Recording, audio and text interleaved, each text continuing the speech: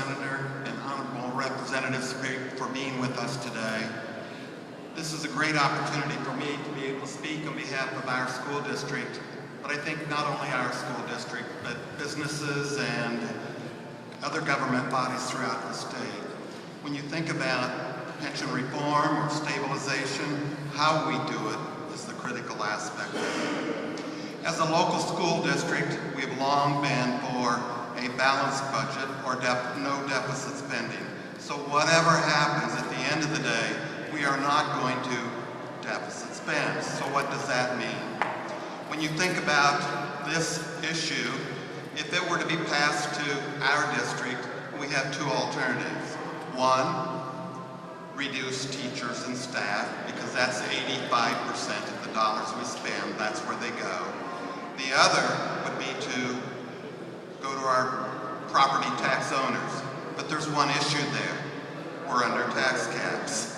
So we can't do that, which forces us back to reducing staff in some way. When you look at our school district, think about it for a moment. We had the hold harmless. Just a couple years ago, your legislation that was passed took that away from us. Over $2 million. We had to adjust. Again, no deficit spending is the way we have operated. Today, as we look at our transportation costs, those have been reduced by 85%. Still, we are not deficit spending. When you think about the dollars we spend to educate our students or our young people, and we have about 2,900 of them, the state average is $11,537 for the operating cost number for each student. Our district is $9,820. That's to say looking at, on average, all of the other districts, they're spending 17% more in dollars to educate their students. Yes, we need reform, but we can't pass it on to the local districts unless we do something else. Do something else, which is out of the scope from this issue, is we have long been advocates for reform in the way we fund our schools. When you look at our district, 7% of our dollars comes from the state.